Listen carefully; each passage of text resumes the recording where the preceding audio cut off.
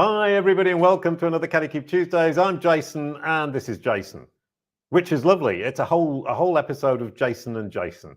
A quick hello, and we're good to go. Welcome to the show, Jason. Khoo with Hello, Jason everybody. Barnard. Sorry, go ahead. Oh, yeah, hello, everybody. Sorry, I didn't mean to cut the song.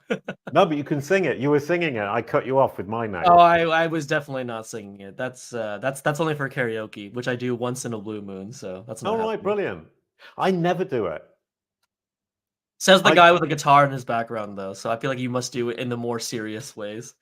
Yeah, well, the thing about karaoke is that the songs are usually in the wrong key. So I'm singing like this or singing like this, and I can never get it right. So I just bring my guitar and play. Anyway, that's not the topic for today. Today's topic is the SEO Playbook changes depending on where you are ranking. And I thought you were going to talk about if you're ranking in video, if you're ranking in images, which I would have found hugely interesting. But we can save that for another episode because we're going to be talking about the ceiling that you hit when, let's say, you've hit 8th place and you can't get higher. What do you do? And that's going to be hugely interesting. And it's a surprise for me. And I'm really pleased because I'm going to learn a lot as well, because I'm so into brand that I might have forgotten some stuff about SEO. Before we get into that, though, talking of brand, here's your brand SERP. And that's a beautiful knowledge panel. Absolutely delightful. I marked some numbers on it because I wanted to point out, number one, you've got the knowledge panel cards, which is actually search generative experience in the knowledge panel. That's been around for 2 years, and it was Google's first iteration of that idea of generative experience, bringing these different elements together. Number two is your entity home, jasonjkhoo.com. Absolutely nailed it. The about page or the home page where you talk about who you are. Google understands where to find information from you about you. The description comes from your own website, and that's huge. That gives you control of what's being said, what Google is presenting of the facts about you. And if I look down on the left-hand side, you've also duplicated that on your company website, zupo.co, and you've duplicated it, which gives supporting material to Google, both your own website and your company website. That's super smart. And then I was looking on the left-hand side, which is actually just further down on the SERP, and we can see that you've duplicated the entity description as we recommend, but you've actually not done it everywhere. And that's really, really cool because it means Google's getting smarter, and that duplication, that absolute consistency is no longer necessary. So with Kalicube, we can now start to be a little bit more adventurous and be able to present people in different ways, as long as Google can identify the person from the text. If you're interested in all this knowledge panel stuff, please do sign up for the Kalicube newsletter, where you'll learn how to educate Google. When you educate Google, Google will drive the right people to your website to convert, and you'll make more money. And there is a QR code down at the bottom. You can scan it on your phone, sign up for the newsletter, and enjoy lots of news, information, and helpful tips and tricks on the Kalicube process, branding in search, and in fact, digital marketing more generally based on branding, marketing, and SEO in that order, which is our favorite little phrase of the moment. So, Jason, you built that knowledge panel in the last 6 months, 9 months? Maybe 9 months if I was conservative, 12, but maybe the first 3 months we hadn't met you yet. So that's probably why, let's say 6 to 9 months from meeting you. Yeah. Oh, brilliant. So you tried it yourself, met me, and all of a sudden it got much easier. We were going the completely wrong direction. And then I read one of your really? articles and I was like, oh my God, we built the entire strategy the wrong way. So we've learned about Kalicube, got on the phone with you, and this is not just a selfish plug or anything, but the knowledge panel looking the way it is exactly from Jason Barnard's playbook. So if you're thinking about the newsletter, that whole thing is through what we learned through Jason. So yeah, 6 to 9 months. Ooh, that's lovely. Can I ask a question? Yeah, go ahead. When you say you were on the wrong path, what path were you on? So we thought that getting the it's funny in retrospect how wrong we were. We thought getting the first page results would be getting a bunch of interviews with your name in the title. Let's get interviewed by this podcast, this video, this publication, and if we can get a bunch of interviews that have my name in the title, that will populate the first page. But we didn't understand that the search intent of a person's knowledge panel is not necessarily like that. Google shows a much different roster of sites. And so if you look at our initial documents, which I was looking at a week ago, everything was planned around how do we get Jason Khoo into more interviews? And we were so off at that point. We actually joke about it all the time how wrong the wrong direction we were going. Yeah. All right. Oh, well, I was going to say delightful, but that's exactly the wrong thing to say. That's not delightful, because going down the wrong path isn't a delightful thing to be doing. But one thing that strikes me is I've been talking to people about SEO. So we'll come on to the SEO in a moment. So everybody who wants to hear about SEO from Jason Khoo, please do stick around. But just really quickly, people think that Kalicube gets its clients from SEO, but we don't. We hardly get any clients from SEO. What we do get is people who see us around the web because we've created this consistent message, standing where our audience is looking on LinkedIn, on YouTube, in different places, podcast episodes, and making sure the message is consistent. And then people research the topic and they keep seeing the red shirt. They keep seeing me pop up through the content we've created.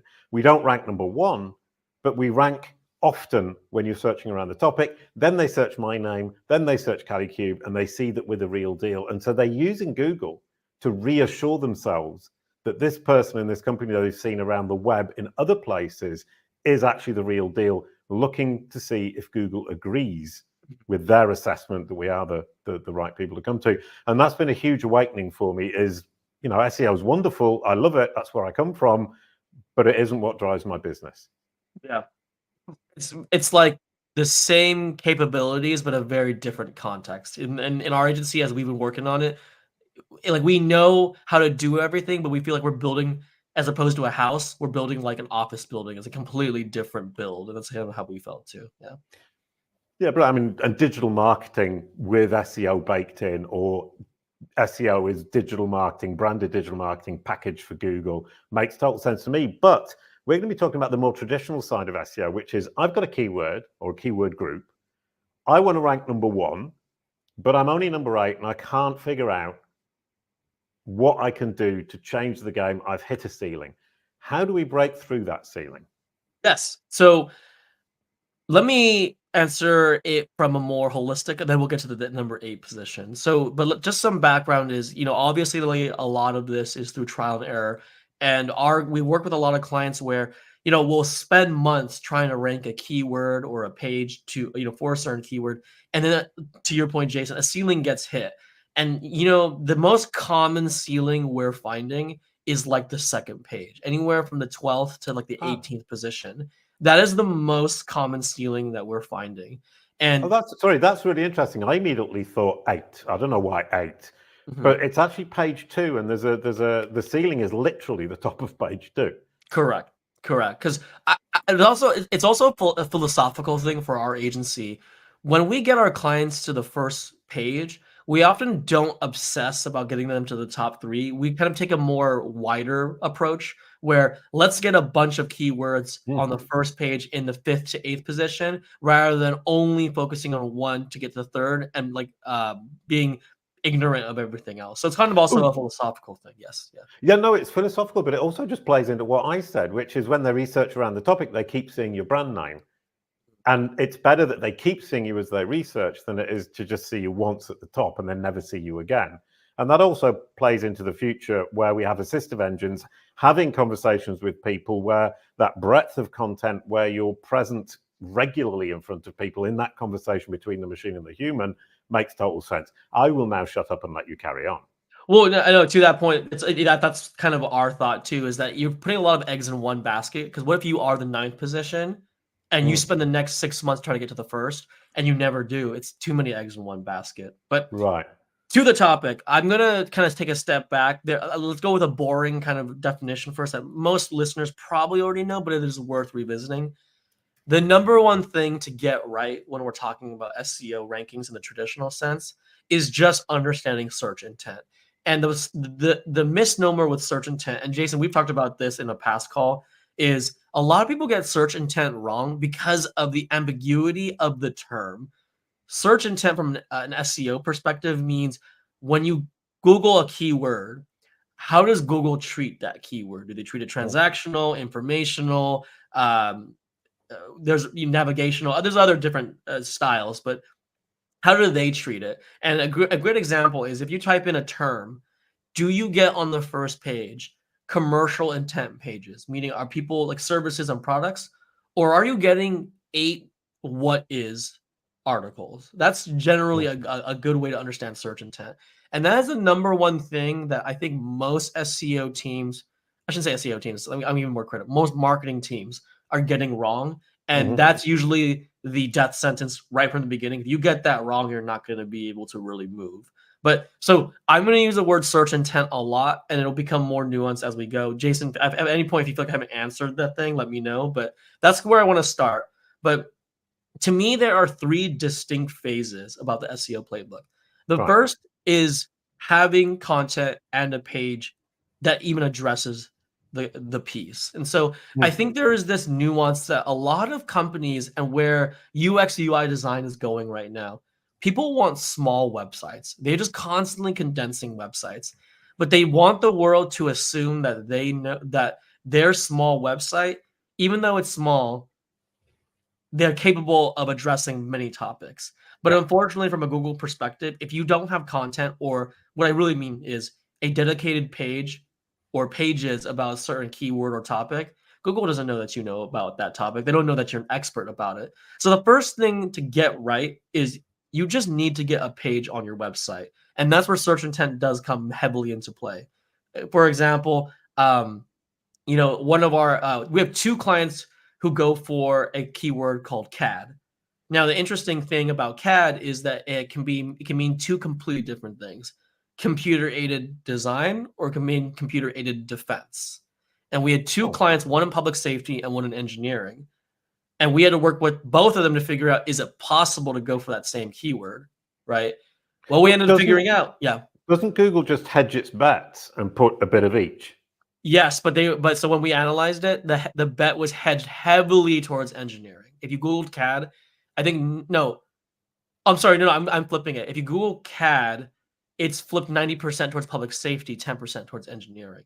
Wow. So actually, for our public safety client, they could go for it, but our engineering client couldn't, because only 10% of the first page results was for that. So we moved away from that term, right? So that's what I mean by search intent. Is like you need to be analyzing the first page and how Google is treating it, right? But on that note too, for our client that is going for CAD, they did want to go for a more commercial intent, but the first page was actually heavily dominated at the time with informational. So we needed to get the right page on their website, which was an informational post about explaining what CAD as a computer-aided defense software was. And that's kind of what the first step is. And for the playbook, getting the right content with the right page generally will get you from the 5th page and lower, so 5th and 10th. It generally gets you to enter into the 5th, 4th, and maybe the 3rd page. But getting the right content, we find, is what gets you to the 3rd, 4th, and 5th page, and that's the first step. Right. And that makes me think about what we call the anatomy of the SERP, which is breaking it down and saying, what kind of content have we got? What kind of results, including images and videos, what can I realistically aim at? And people think, oh, I've got 10 places to aim at, but you don't, because you've got 3 informational, 2 commercial, a couple of videos. So you're actually just, depending on what content you create, aiming for 1 or 2 or 3 places on that first page. Well, and to that point, let's say you said there's 3 informational. So if you think your best bet is to go informational, you really only have 3 slots you're going for on the first page, not 10. So to that point, exactly.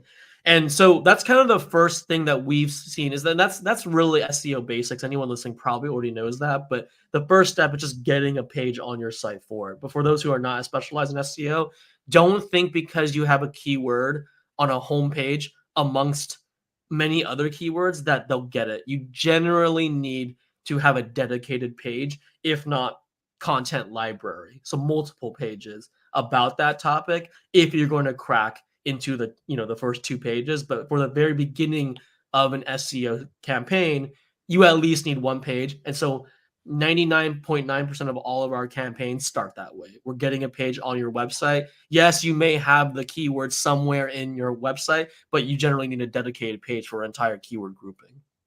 Right. And that goes for people as well. I mean, if you say to somebody, visit this page, does it serve any particular intent, or is it talking about hundreds of different things?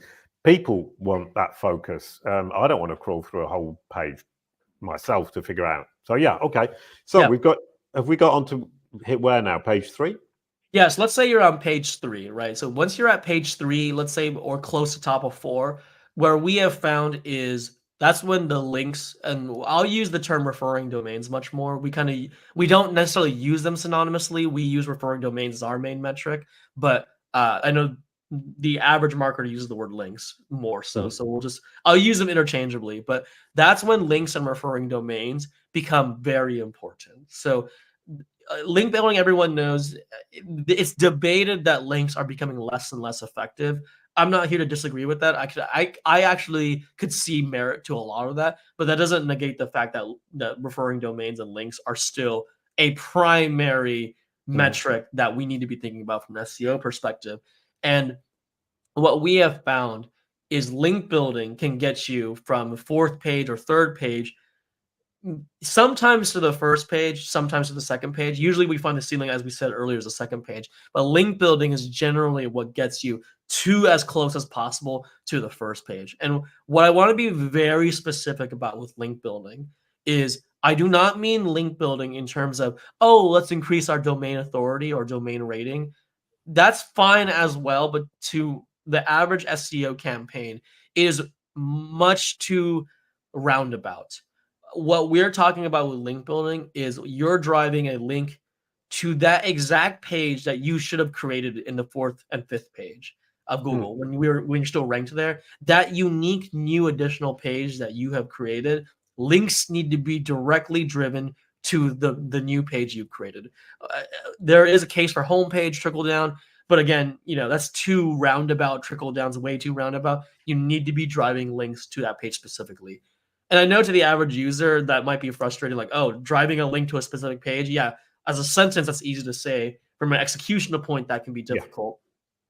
That's a whole nother conversation, developing that capability. Of course, since we're a dedicated SEO agency, we can do that. We know how to do that. But when you're listening and you're building your playbook and your navigation for your SEO campaign, it is, I mean it quite literally, you need to drive links specifically to that page. And if you're wondering how many, we always get asked this, how many?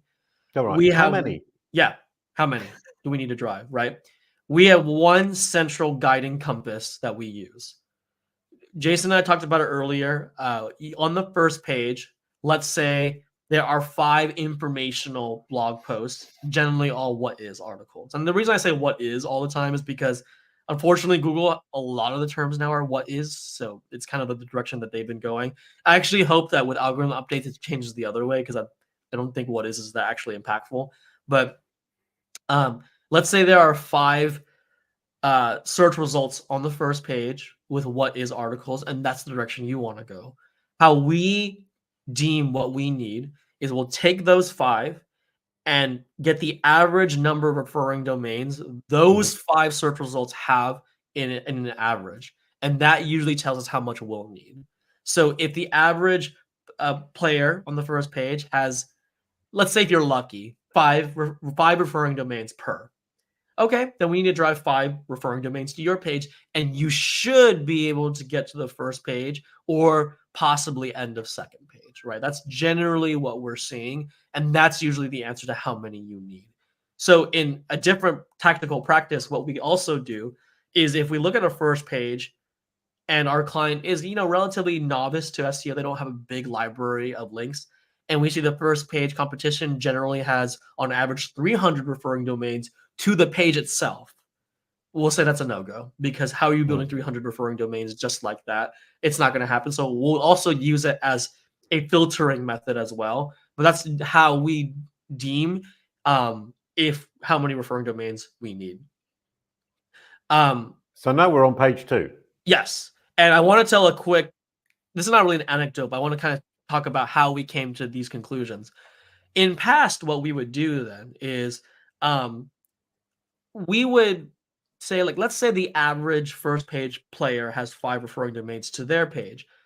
And the reason why we're having this entire conversation is because my agency, Zupo, in I would say the last 2 years, has had a realization where we would help our clients get to that 5 number. but still not be on the first page. Let's say we'd be at the 12th position, 16th position, and then we'd say, okay, no, that it makes sense. The average player has 5. We're a newcomer. We only have 5. Maybe we just need to blow it out of the water. So Google's like, oh, this page has so many links that we can just overpower it. And so there have been times where we have tripled the number of referring domains any first page player had, and still hit a ceiling at the second page. All right, okay. Right. And so that forced us, we had seen it enough times where we had to come to a new kind of hypothesis of like, what the heck is going on? And what we have found is once you hit the first page, and one of your friends who's one of your testimonials, Steve Wiedemann, has kind of also taught me this as well too. Once you get to the first page, as long as your search intent is good, like you match the search intent, and your referring domain link body is on par with everybody else, ironically, on the first page, those two metrics stop mattering.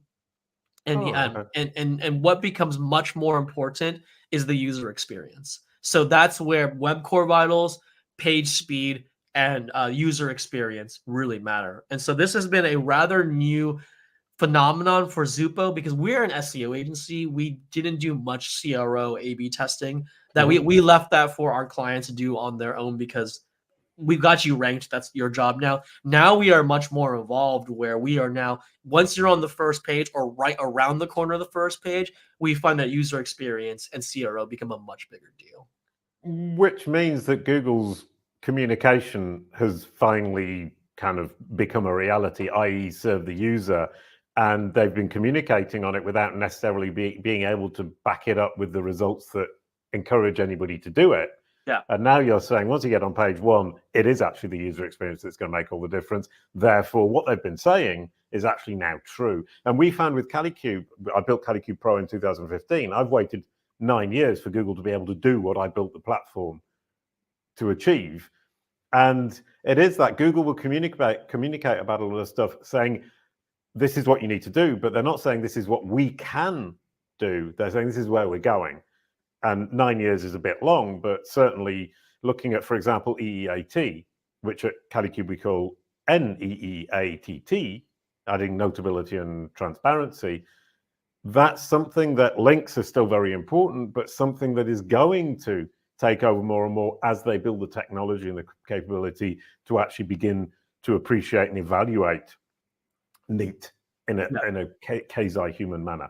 That's my little side trip. Now we're on page 1 and we want to get to the top, so we need user experience. That's where CRO skill sets come in. Is your site fast enough? Are you passing all the web core vitals? Is your page speed, mobile side, passing all the marks? Are you on par with your average competitor on the first page? And is your analytics and experience showing Google that people are actually enjoying the experience on your website? Are they staying on your website? So one specification I want to make for the purposes of this topic, I had to simplify it, but I want to be a little bit more nuanced here. The reason why we figured this out is earlier we were talking about link building gets you to the second page, maybe the first page. There have been times where, yes, we did link build someone to the first page. And I would say actually more times than not we can. But what we have found is we can get someone to the first page, but then we would see them oscillate in and out of it. And we'd be like, what? Right. Maybe it's because we don't have enough links or referring domains. And like I said earlier, that was not the case. The case was we had to prove to Google that the user experience of the page warranted first page position, because Google, if you're on the first page now, they had to kick someone else out. And so they had to we have to prove to them that the page that we have is worth kicking someone else out. And that's where page experience, page speed, and user experience really mattered. So what it really is search intent and content will get you to the first 5 pages. Really strong link building should get you to the first page, but be aware that you could slip back two steps immediately, but know that at that point, then it's a page speed experience play, because they've kind of already recognized that like the knowledge panel, they've recognized that you kind of arrived and they're aware of you, but you kind of need to prove over a consistent time period that you deserve to stay on there. Right. Yeah, and that comes to, I mean, I'd love to talk about confidence, and it's something that people underestimate, is Google might see that the page is valuable. They want to be confident that the page actually delivers. And what you're talking about as well, in addition to that, is this A/B testing. Is let's A/B test whether this new page that's potentially better than the current one is worthy of taking the place, and how confident are we? Because if you're looking at it, which is, I love what you just said, is you are replacing somebody else. Google needs to be confident that this is the right decision for its users, that this new one, it's super confident that this new one is actually going to give a better service, provide a better solution.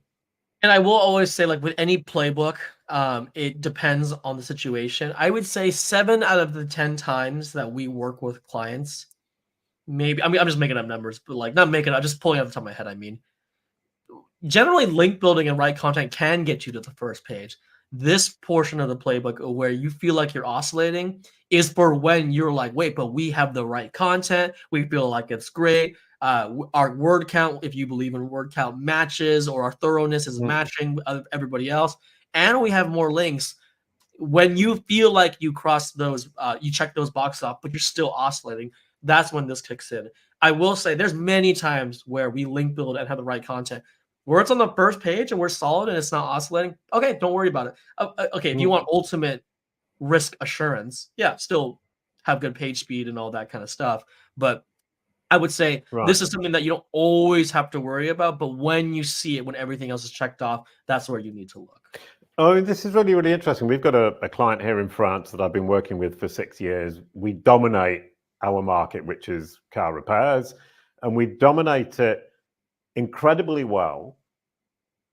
But the market is shrinking. It's MOTs, because there are more and more new cars. The MOTs for the old cars are obviously kind of going down, so the market is shrinking. And we've managed to maintain the sales for the clients. So not focusing on SEO, but saying, right, okay, there's less traffic. The market is shrinking. We're still ranking the same. The SERP is changing, and the whole thing is playing against us. What do? We focused on conversion rate optimization. We pushed up conversion rate optimization. They made more money, but in fact, our SEO rankings actually improved, and that would explain it. Yeah. And so one other thing, you brought it up earlier, I didn't want to break flow, but I want to come back to it too. You had mentioned that Google has said web core vitals and page speed and technical SEO is extremely important. And this is why the sequence of your SEO strategies matter. One of the things that we have encountered a lot with potential clients or our peers or current clients is when we would engage with them, or prior to engaging with them, they would say, we built this new website, but for SEO purposes, we really want to make sure the page speed and technical stuff is top notch before we link build and get the right content there. Because Google has stated that page speed and the technical side is really important. And actually, I would push back on that, to your point, Jason, is that I actually have a differing opinion where I would say, don't worry about getting page speed right from the jump. Right. You can work on it as you go along, but let's at least get the page. It can be slow. It can be a little bit, bulky, but let's get the right content and start link building to it.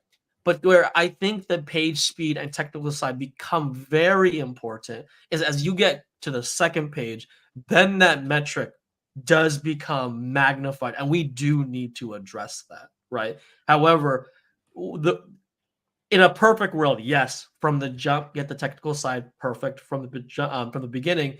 But from a real life experience, many clients delay because page speed improvements, especially if they're in a big organization, take months to over a year, and nothing has been done then, because if you're waiting for that moment. So what I would tell you is part of that playbook is, it may sound reckless to some people, but worry about page speed as you go along. Get the content, get the links along the way, and then as you get close to the first page, or we have seen some projects get stuck on the third page because their page experience is so abysmal. But you can do that along the way. I would actually, to your point, Jason, is that Google stated, oh no, page speed is so important, web core vitals is so important, but that doesn't mean it's make or break from the jump. To us, we've seen it's much more important as you get closer to the first page. Okay, well, I like the idea of step by step and actually prioritizing, and that gives me a really lovely way to now introduce our newsletter again, because part of what we do at Kalicube is look at Google search results for a brand name to understand what they're doing right, what they're doing wrong in their digital marketing strategy.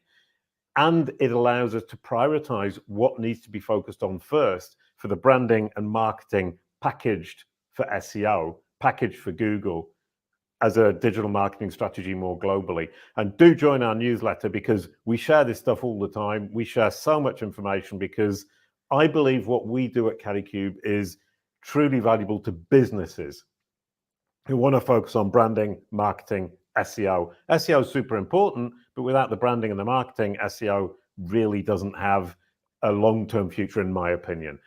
So that was brilliant, because you've really helped us formulate exactly how we're going to focus on all of that. And talking about branding, this is the last question. What is the SEO playbook for branded search?